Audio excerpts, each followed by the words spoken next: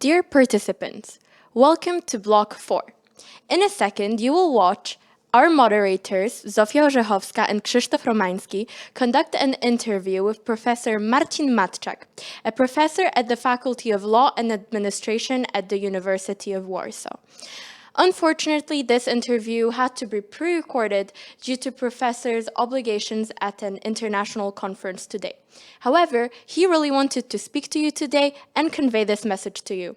We're very grateful for his participation and his will to adjust.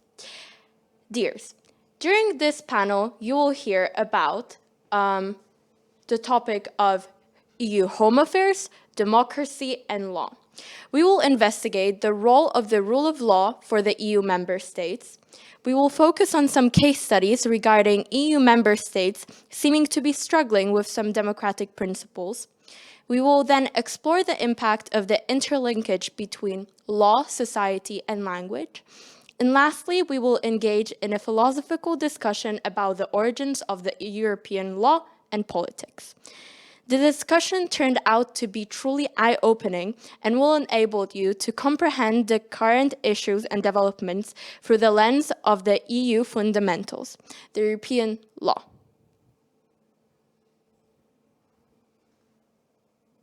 My name is Krzysztof Romański. This is Zosia Orzechowska, and I'm also here with Nela Gawrychowska, and we would like to warmly welcome everyone to the FEU's Home Affairs, Democracy and Law panel. And our guest speaker today will be the University of Warsaw's Associate Professor in the Faculty of Law and Administration, Professor Marcin Matczak. Good afternoon, Professor. Okay. Thank you very much. Let me first thank you for this invitation, and please accept my apologies that unfortunately it was impossible to meet in person. I do regret that, especially in these crazy times. A face-to-face meeting would be for sure much better, but I understand that this is the only possibility we can use, and I hope to be of some help to you today in understanding complex issues concerning the European Union and Poland's membership in it. Let me also say at the beginning that it's not absolutely clear to me that you need me to clarify some issues.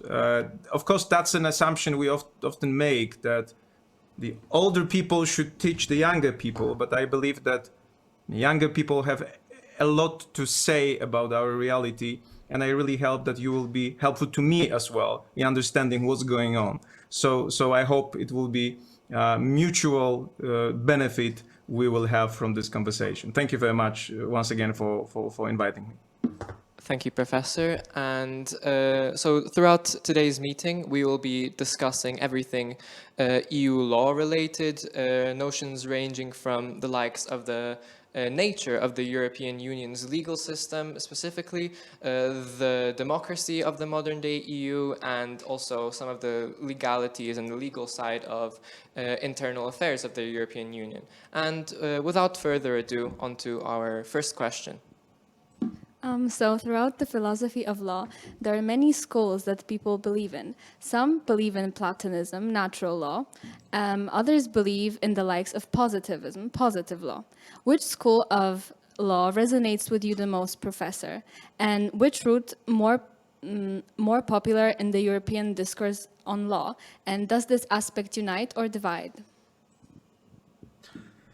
Oh, I think that's an excellent question to start with, even if it is extremely difficult. So, if you look at the history of law and the history of political thought, it all started, we can say, with the ancient natural law, which is simply a belief that humans cannot do what they want with the law, so that the law is not fully man-made or human-made, but that there is some kind of limitation for what we can do about our law. And of course, the source of this limitation may differ. So it may be some kind of divine entity, God. It may be nature, and we understand it as the nature of the world. Some things are simply impossible. But nevertheless, start with a belief that the law is not totally man-made, that there are some limitations and they are derived from many sources. And we lived with this understanding for centuries. And finally, we arrived at, say, 17th and 18th century. And after a crucial, I believe, events in our history, first Reformation, then Enlightenment, and the Great French Revolution, we understood that the world starts being very differentiated, that there is no longer one religion, that's the effect of the Reformation. Before that, we have the monopoly of the Catholic Church. After the Reformation, no longer any monopoly, we have different religions. Then, because of mobility of the people and the development of the world, later on, due to Industrial Revolution, we ended up with not in small villages when people know each other and they believe in the same God and they have the same morality, but people who believe in different gods and having different morality. So it was extremely difficult to agree on a one kind of limitation that would limit our man-made law.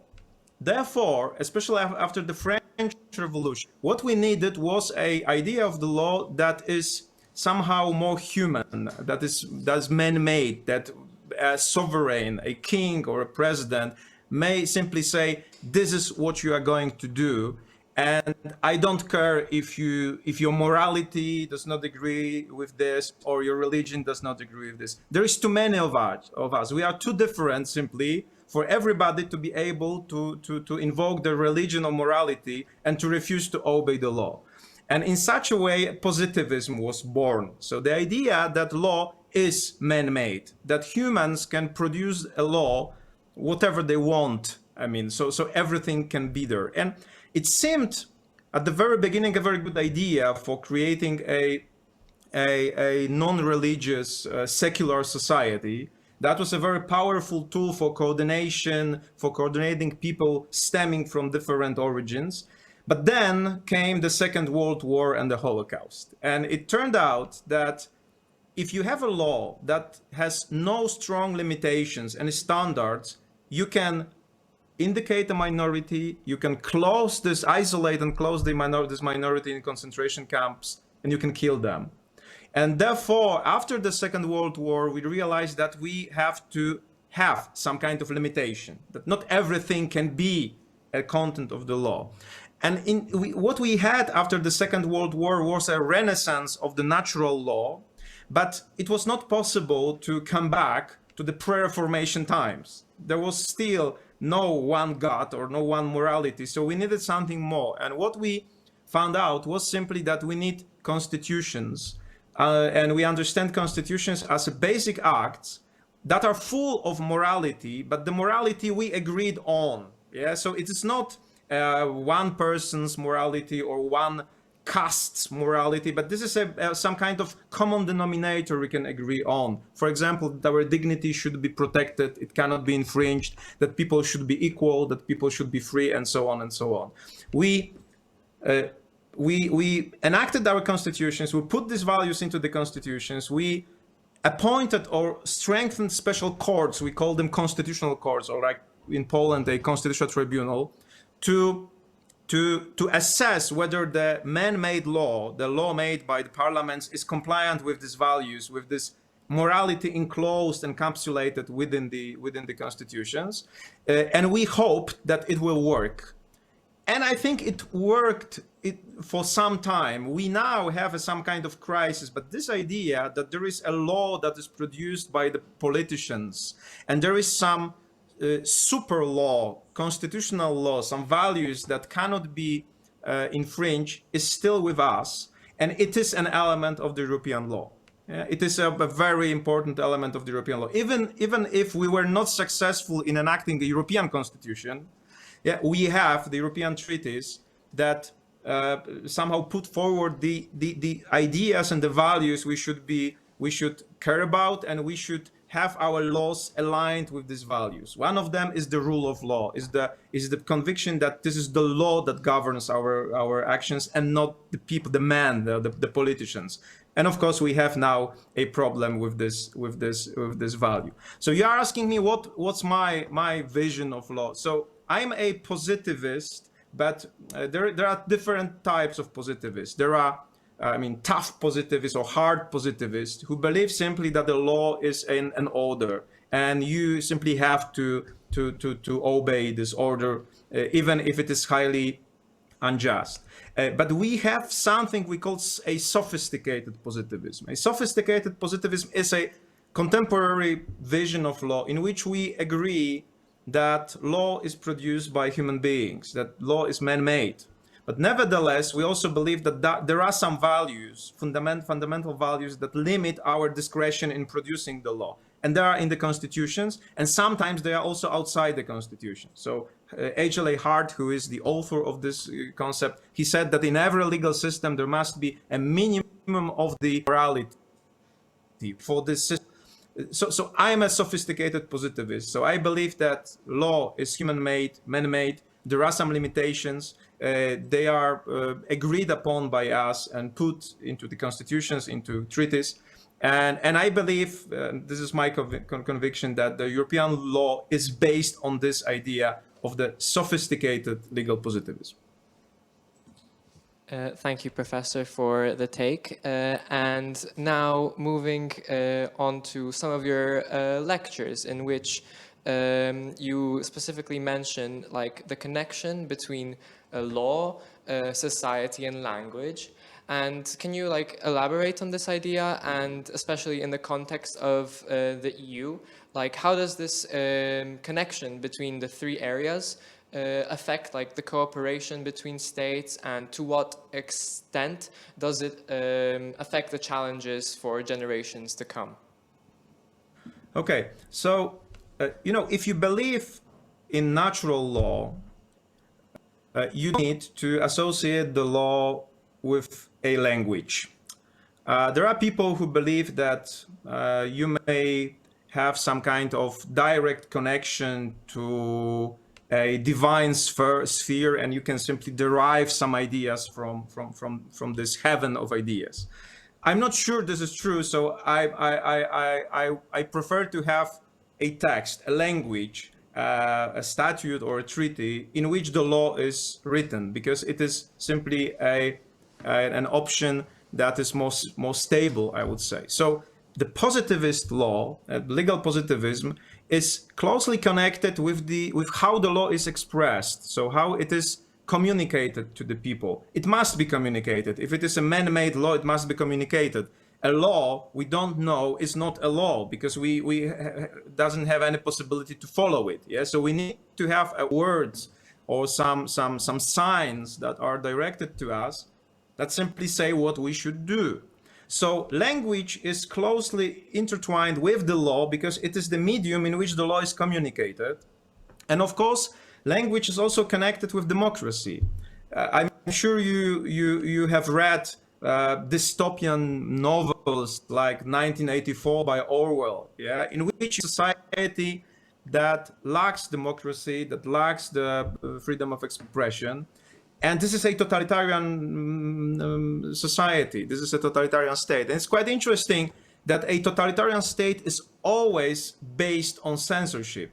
It's always based on some limitations on language. In a totalitarian state, you cannot say what you think, and you cannot express what you believe, and you are attacked constantly with a lie of propaganda. So it's quite interesting that every anti-democratic system must do something with a language to deprive it of the possibility to communicate true things. And this is an interesting association. So contrary to that, democracy must be based on the freedom of expression, freedom of communication, and it is not our free choice to do so. I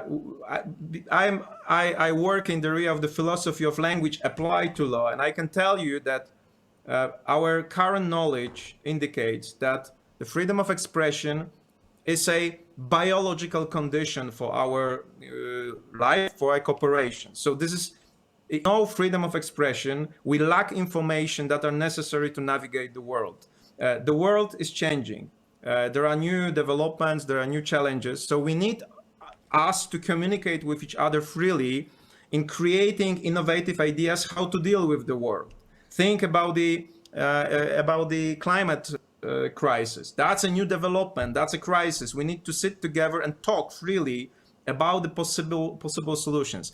If we don't have a democracy, if we don't have a freedom of expression, if we can't criticize each other, we are unable to find a solution. Yeah, because there will be a president or a king or I don't know who else who will say, no, I have the right to speak, and you not. You can't criticize me, so you cannot new ideas.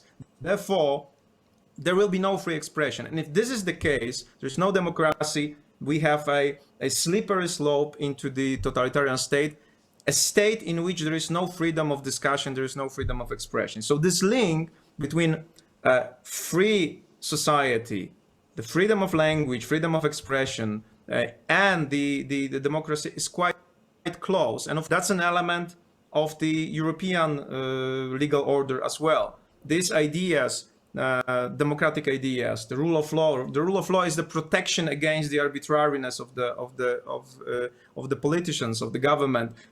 One way in which this arbitrariness may be expressed is to ban other people's free expression. To say, no, you are not allowed to say what you think. Only the propaganda can say, and you have to what is true, and you have to believe in that. So to summarize, if you study democratic society and you try to find out what's going on when a democratic state in some sense backslides into an authoritarian state and then into the totalitarian state, language is one of the elements that is important. The more freedom of expression, the more probable it is that the state will be democratic and will produce new solutions. However, if there is a ban, if there is a limitation for the freedom of expression, a problem starts and the slippery slope starts. So and it's really dangerous. Thank you, Professor. So you have already hinted towards the next question, which I am about to ask you.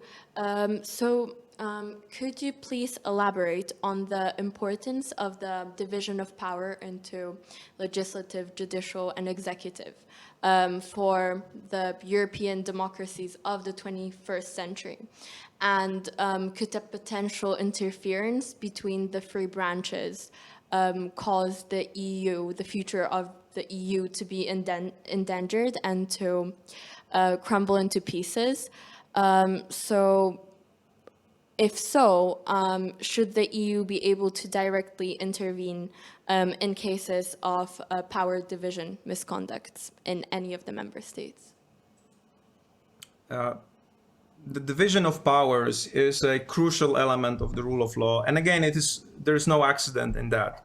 It is an idea that nobody is wise enough to know everything. And nobody, especially an individual, is wise enough to solve all the problems. We all people suffer from a condition called bounded rationality. So our rationality is too narrow. It is connected with our personal experience, and only if we share our experience, we can really solve difficult problems. So again, if we sit together and we talk and we discuss, and you can imagine, you can picture the division of power as a communication structure. So you have the parliament, you have the government or president, and you have courts or tribunals. They are all like the actors that talk to each other. Of course, they don't talk like we talk face to face, but they talk with official communication. So you can imagine that if parliament enacts a statute, that's like a speech act. That is like saying something, okay, like issuing an order.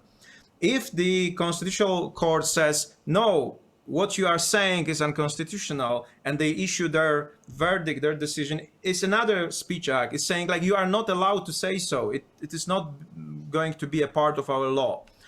So the division of power is like having three actors that are equal, and they are to decide together about the most important things that are in the society. And we found out that this idea is probably the best one for deciding difficult social cases, because again, it is it is a cure to this bounded rationality. If you have a president or a king that can do everything without asking anybody else for consent, this king or this president can be evil, can be crazy, yeah, can be sick simply, yeah, and it's not possible to check whether his or her decisions are correct if you don't have what we call the checks and balances, some kind of instruments that put these decisions under scrutiny and they can block them.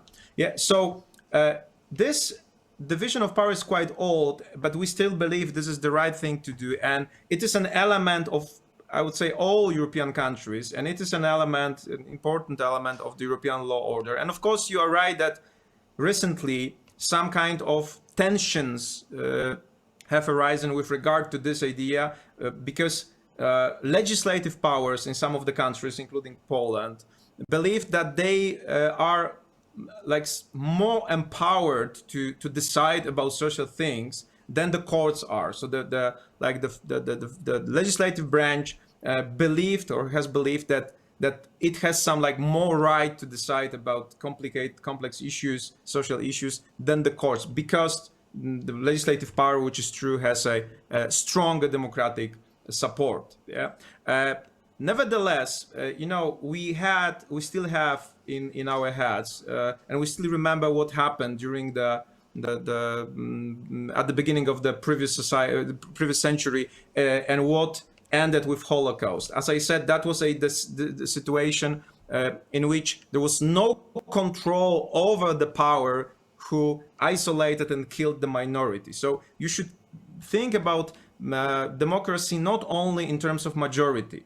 I always say that if you imagine a society of cannibals, the 51% of them can decide that they will eat the remaining 48%. Yeah, that it is not a good thing. Yeah, you have to have something more to control the situation, and this more are the courts and tribunals. This is the judicial power that is there to limit the powers of the legislative power. So I believe that, of course, that's the source of some kind of tensions in the European Union. But honestly speaking, I can't imagine a European system without division of powers, because this is what we believe is the crucial element of our legal order and the European legal order.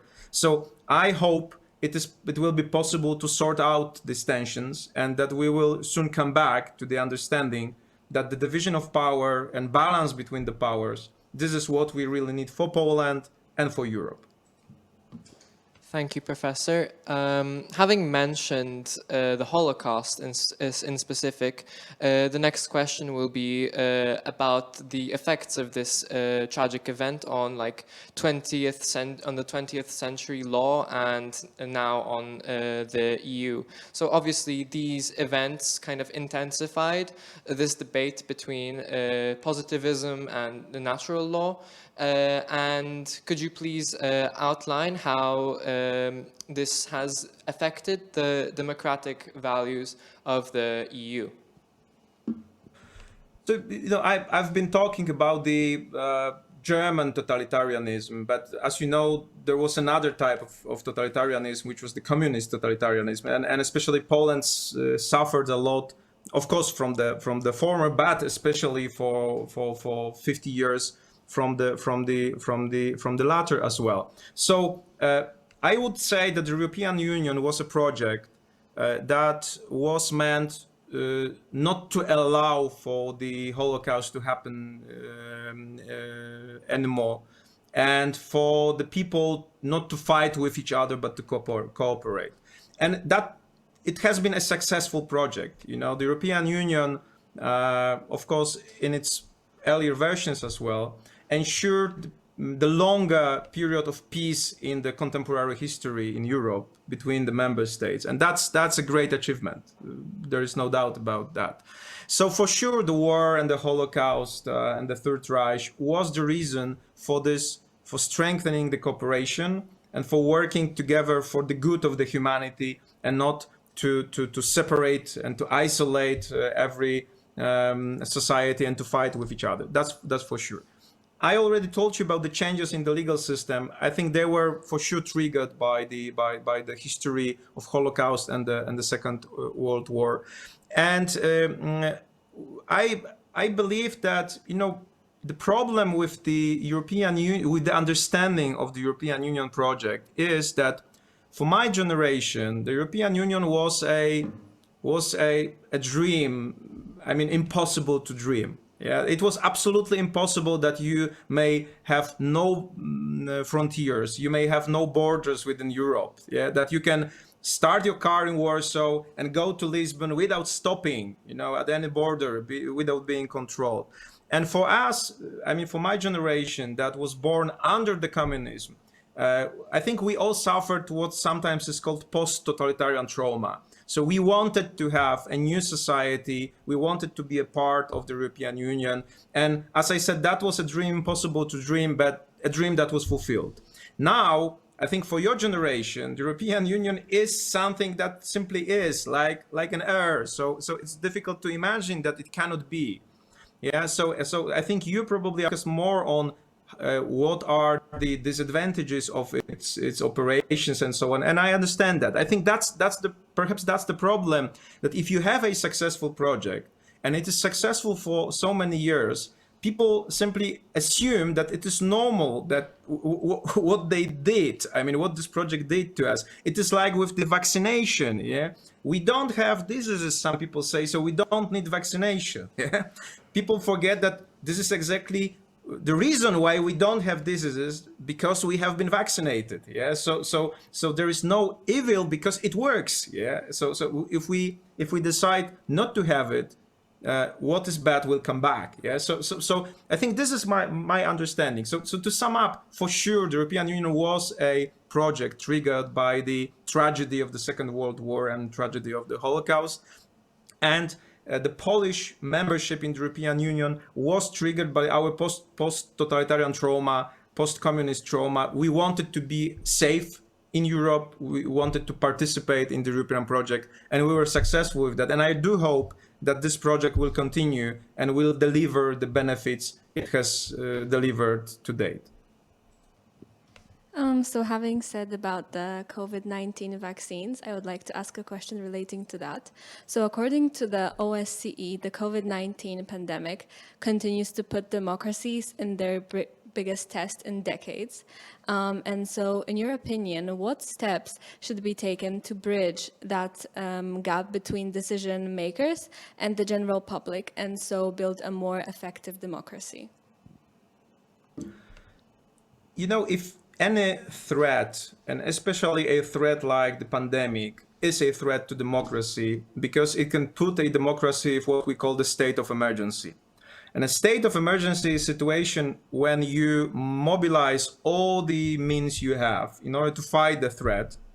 And the constitutions, including the Polish constitution, they allow the government to undertake special means and to limit our freedoms and to limit the basic solutions, I mean, like the division of powers, in order to be more effective fighting the threat. So pandemic has been and still is a threat to democracy in this sense that it limits the rights and it gives a lot of power to the government. So there is a tendency, when there is a threat, for something we call a permanent state of emergency. So that once we lose democracy in some sense, because we limit the rights in order to fight with the threat, we never come back to that.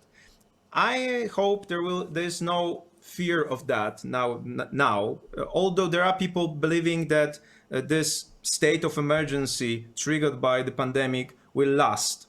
The same was with the terrorism attack at the beginning of the 21st century. Also, it triggered some states of emergency in some states, and it was like permanent states of emergency. So there is a threat, but I think that the European Union and its member states are mature democracies, or mature enough democracies, to understand that if there is the threat is so big as it was, so we need to come back to the democratic procedures, and we need to give the people the rights they had before.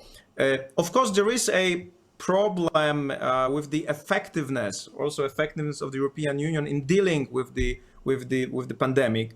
there is criticism concerning also vaccination and management of this whole process and so on and so on. But I think that the most important thing is how European Union is able to remedy all the side effects of the pandemic, including the economic crisis and all these economic consequences of the pandemic. And I think it started quite well, and it was well received by the member states. And I do hope, even if there were some problems, including the problems with vaccination, this repair program that is proposed now will be effective, and we will end up having our democracy back. Ending the state of emergency and living in peace again.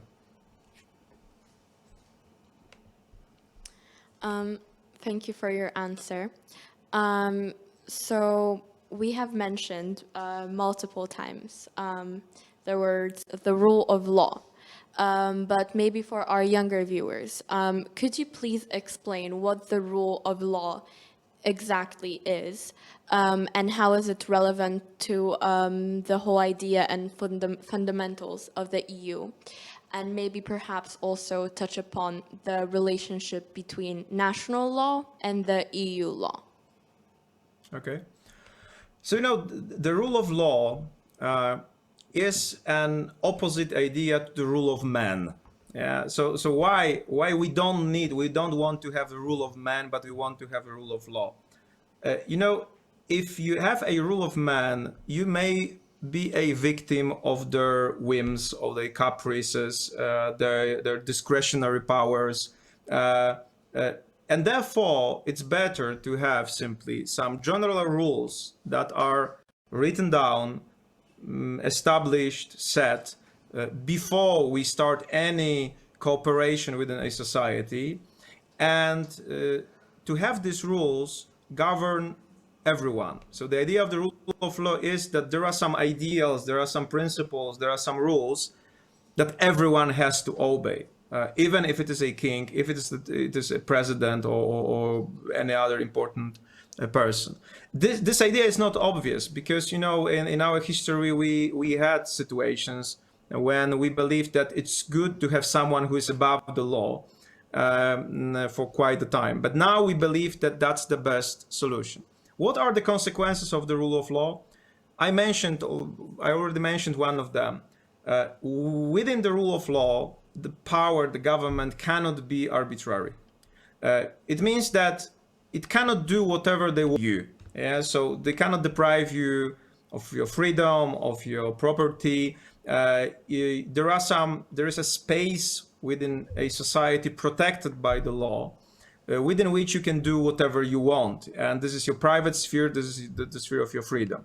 Without this protection, without this shield of the rule of law, if you have a rule of man, these men can do bad things to you, arbitrary things. Yeah? And this is a simple idea, to protect everybody and to have everybody obey some rules that are set before we start our cooperation, our life in a society. And now there are some people, especially politicians, contemporary politicians, who do not like to be limited in the powers. So, these are people who believe that they have a plan for the society. They know what is good. If you meet someone who knows and is sure what is good, be careful. Yeah? Because, as I said, everyone has a limited, a bounded rationality. So all the tyrants thought they are good people and they have a good plan for the society, but it never worked. So if we have politicians like that, like those, these politicians may believe that these limitations put on them by the rule of law are a problem.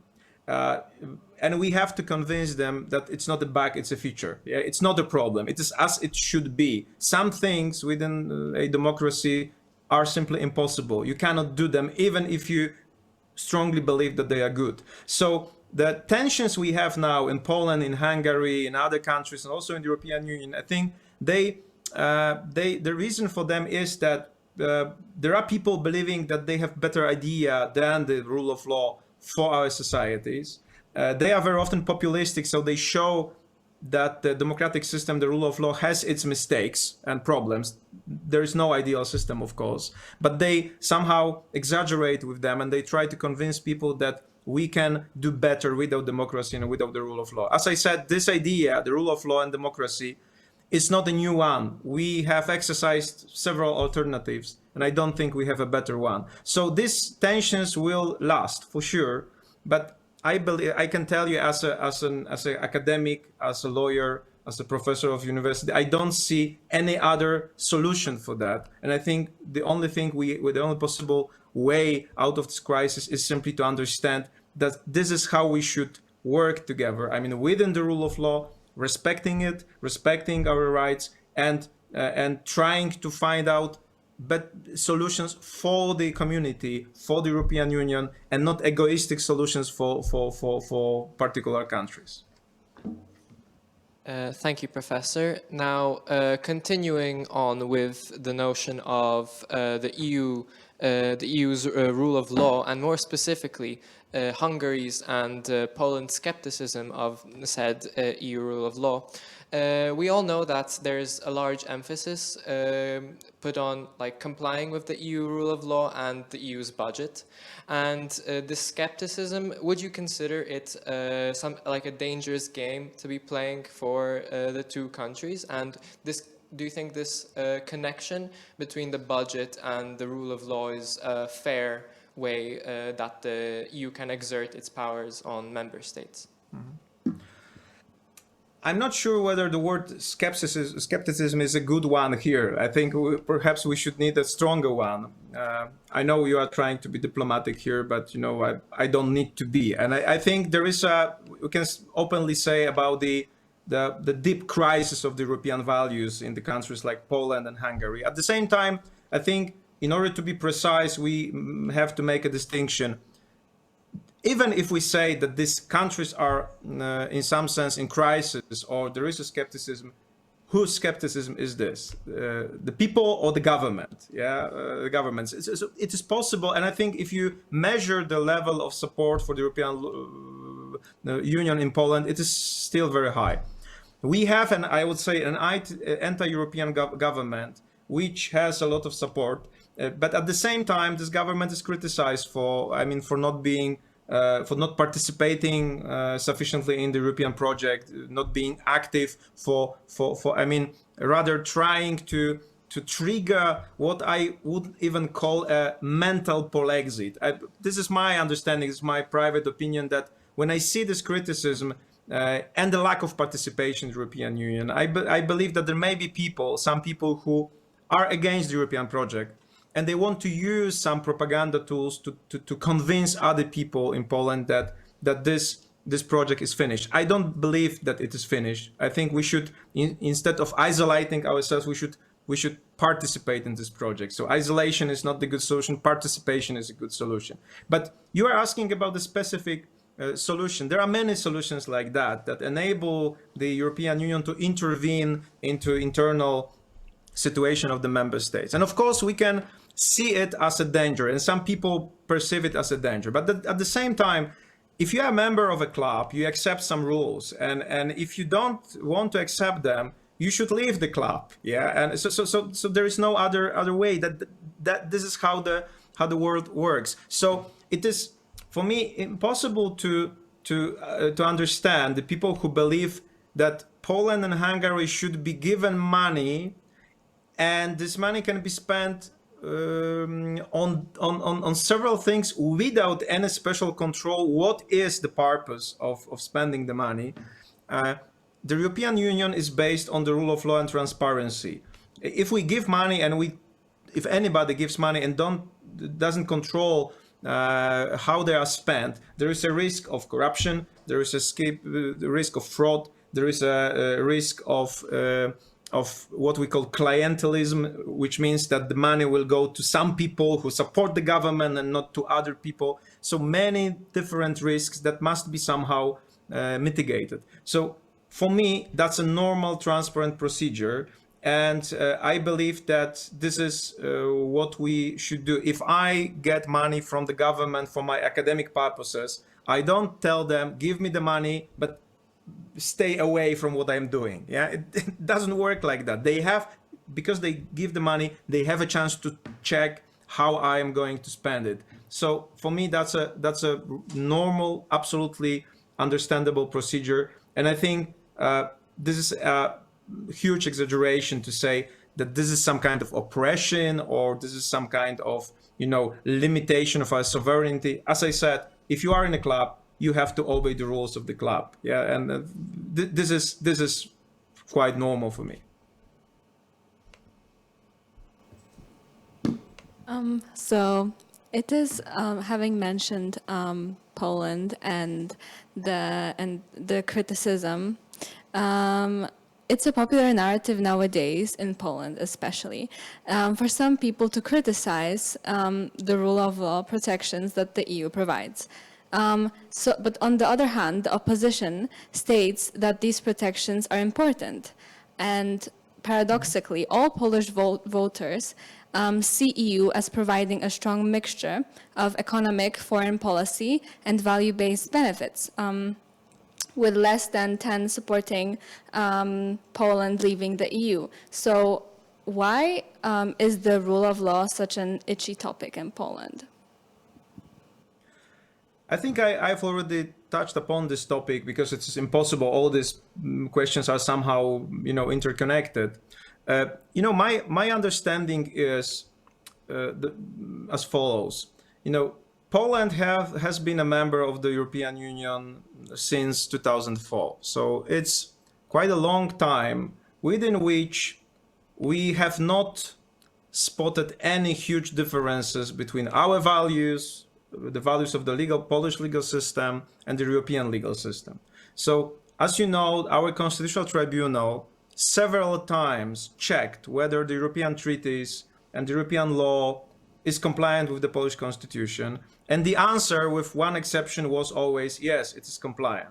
This one time when it was not compliant, that was a case of European arrest warrant, and we changed our constitution, not the European law, to make it compliant. Yeah. So for such a long time, there was no discussion about the problems and some kind of contradictions between the law, the European law and the Polish constitution. And when our government changed in 2015, it all started being contradictory, and a lot of distinctions have been made between the European law and the Polish law. I'm quite suspicious as far as the reliability of this statement is concerned. The values of the Polish constitution and the values of the European law are very similar. Rule of law, dignity, freedom of expression, and so on and so on. So perhaps there are people who simply want to promote their own values that are not compliant with the Polish constitution and the European law, and they use the Polish constitution as a smokescreen for that, and the Constitutional Tribunal as some kind of tool for promoting these ideas. The rule of law and the independence of judges, these are the values that have been reinterpreted since 2015. I think it was quite obvious that we understand them in the same way as the European Union understands them, that the judges, for example, should be independent from the politicians. Suddenly in 2015, it all changed. So for me, it is not a very deep crisis of the Polish identity or Polish constitutional identity as not being compliant with the European identity or European values, but rather some kind of interim crisis that was triggered by the people who have a very strange understanding of the values of the Polish constitution, and therefore they present it as not compliant with the European law values. Our constitution says quite clearly that the constitution is the highest law, then there is an international including the European law, and then our statutes. It's absolutely clear, and we've had no problem with that for so many years. I think we can work with that, and we can live with that. It's not it's not a huge problem. what we need is a goodwill and good faith, I think, and this is what we lack nowadays. So to sum up, I believe that as I said, that there is no deep difference between the two identities, the constitutional identity of Poland and the axiological identity of the European Union. And after this crisis, we'll be able to rebuild this mutual trust, and that we will see again that these are the same values expressed in two different places, perhaps with some different language, but at the very deep of it being the same. Thank you, Professor. Now, moving on to our final question, swaying slightly further to the east, where claims of corruption are present in the country of Bulgaria. And their court cases tend to take very long spaces of time, up to 10 or 12 years even. And the government there claims it to be unacceptable to have international institutions reporting such democratic backsliding and a sort of dysfunctional justice system. What would you say, Professor? Should the EU have like a say and some power over these sorts of cases? I think it's good, as you propose, to leave Poland for a moment and Hungary and to have a look at another country, even if the problems at some level are quite similar. Look, Poland has a problem with the rule of law and the independence of judges. Bulgaria has a problem with corruption. What is similar is that these are internal problems that have some external consequences. Yeah, because if Poland has no independent judiciary, it is very difficult to control how the European money is spent. If Bulgaria has a widespread corruption, it is impossible to control how the money is spent again. Yeah, because if you have corruption, the money can be used for whatever reason, and who pays more simply will have an access to that. It makes the European project almost impossible, because you have to have some systems and institutions and procedures in place in order to, in some sense, scrutinize and analyze the whole process. And there are further similarities. The problems are presented as being internal, totally internal. Nobody should take care of them but we only, I mean the Polish people or the Bulgarian people. The problem is, as I said, that these are not internal problems only. They affect the European money, they affect the European citizens who live in the place and the firms who operate in these countries. They have to have the right to the just court and that is not corrupted also. So these are not only internal issues. Nevertheless, I think the European Union should be very careful with that, because, for example, in Poland, what we've witnessed was that with every intervention of the European Union, the support for the government defending the sovereignty of Poland increased. So it means that sometimes, if the European Commission or European Union is too strict, I think, or too aggressive, I would say, it may be countereffectual. I mean, in the sense that instead of encouraging the solidarity, it may trigger isolation and some kind of resilience towards the European Union's values. So these are not easy issues to discuss, but nevertheless, I think what we believe is an understanding that being a member of the European Union, being a member of this great project,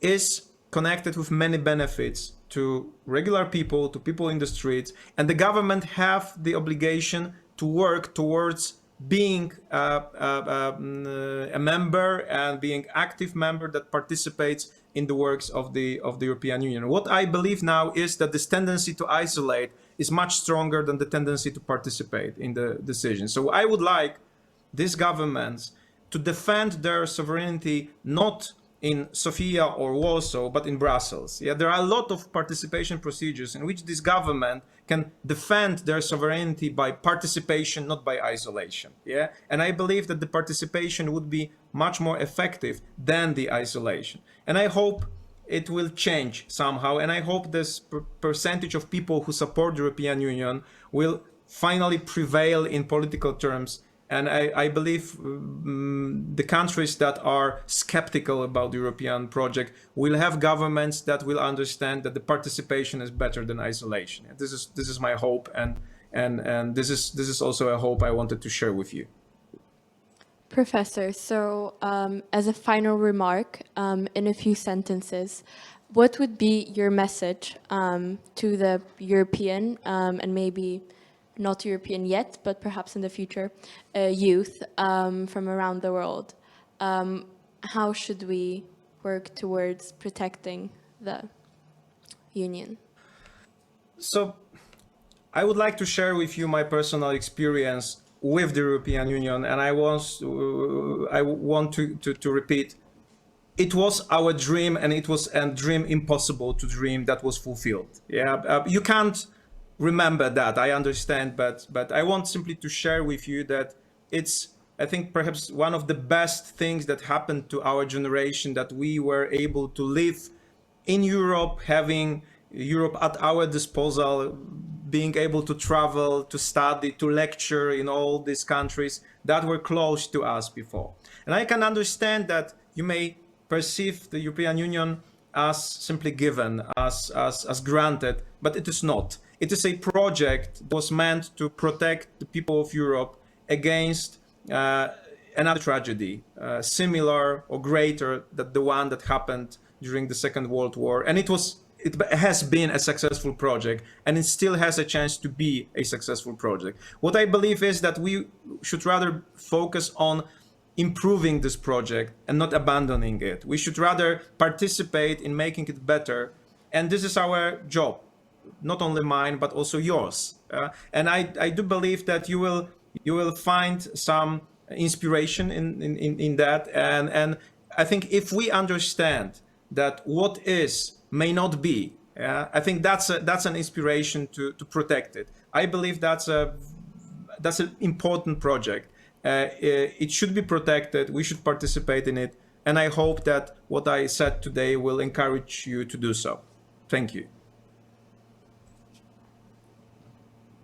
So with this final remark, we would like to conclude our discussion, and we would like to greatly thank you, Professor, for making some time for us in your certainly tight schedule. And we would like to thank the audience for attending, and we hope you enjoyed this panel as much as we did. And once again, we would like to thank you, Professor, for attending. Thank you. The pleasure is mine. Thank you very much. Thank you for organizing this.